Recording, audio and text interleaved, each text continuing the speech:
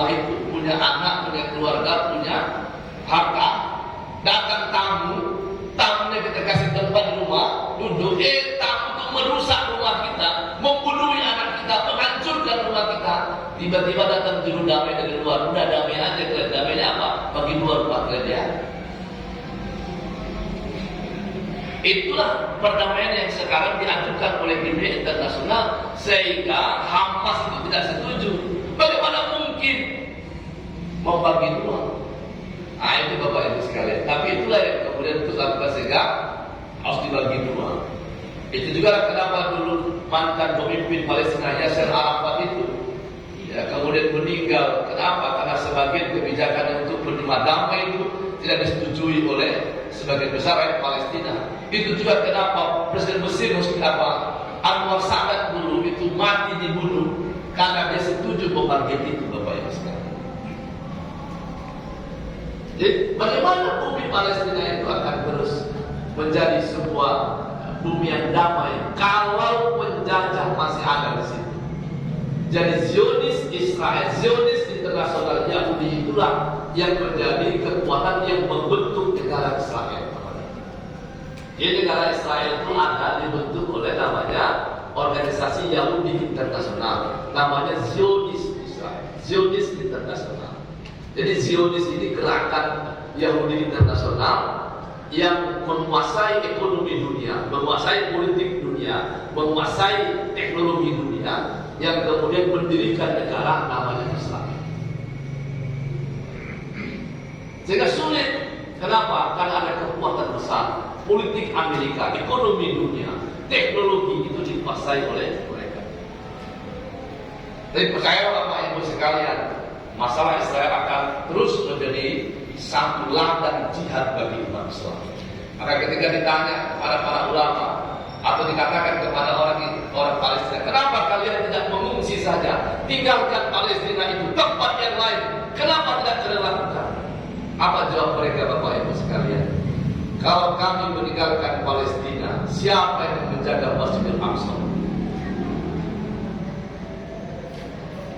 Biarlah kami ada di Palestina, kami menjaga Masjidil Aqsa, doakan kami, dukung kami.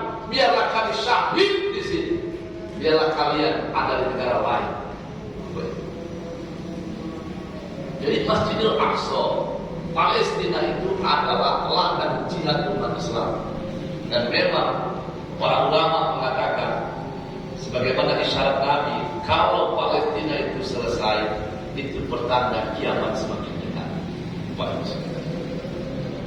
Jadi kalau sampai sekarang ratusan tahun nanti Palestina tidak selesai, itu adalah ladang jihad yang Allah beri kepada kita, Bapak Ibu sekalian.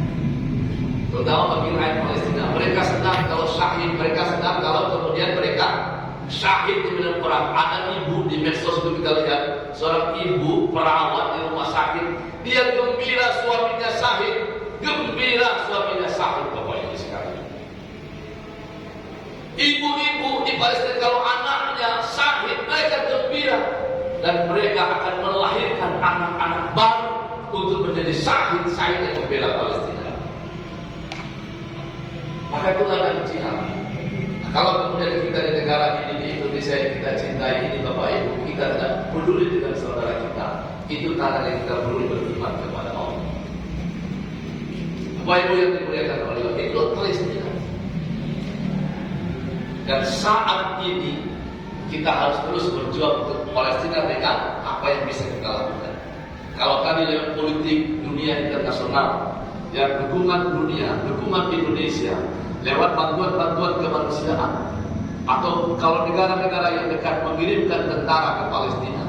Nah, karena kita jauh, apa yang paling bisa kita lakukan selain bantuan tadi? Adalah doa kepada Islam. Dalam setiap sholat kita, dalam setiap doa kita, doa. Doa itu dahsyat, Bapak Ibu. Jangan dikatakan doa itu tidak dahsyat. Doa sangat dahsyat, apalagi doa-doa orang teraniaya yang dizalimi. Maka jangan anggap enteng dengan doa kita. Oh, apalah manfaatnya berpuluh-puluh tahun kita berdoa untuk itu aja Palestina. Dan begitu, Bapak Ibu sekalian. Jangan dianggap enteng. Kalau kita tidak bisa apapun minimal doa yang kita munajatkan kepada Allah untuk keselamatan saudara kita di Palestina. Bapak Ibu yang dimuliakan oleh Allah, jadi masalah Palestina, masalah umat Islam itu kata kunci. Ada orang mengatakan Indonesia tidak penting, karena itu bukan perang agama. Ya, kalaupun itu dikatakan bukan perang agama, Bapak Ibu, tapi bagi Indonesia, Palestina soal kemanusiaan. Lihat dalam pembukaan Undang-Undang 45 kita mengatakan bahwa kita tidak menyukai ada penjajahan. Penjajah dihapuskan dari muka bumi ini. Itu pembukaan Undang-Undang 45 kita. Maka Palestina yang dijajah oleh Israel harus dimerdekakan. Kenapa Indonesia membela? Karena berada pada penjajahan Israel. Kalaupun tidak mau disebut sebagai bagian dari agama, tapi bagian dari pemerintah negara, maka Palestina adalah kewajiban Indonesia yang telah menegaskan di dalam pembukaan Undang-Undang 45, kita tidak menyukai ada penjajahan di atas dunia. Jadi itu jelas buat kita. Jangan lagi ada menganggap itu bukan urusan kita, bukan soal kita, bukan masalah kita, itu masalah mereka. Itu masalah kita. Maka Allah mengatakan dalam Al-Quran, ya ayyuhalladzina amanu in tansurullaha yansurkum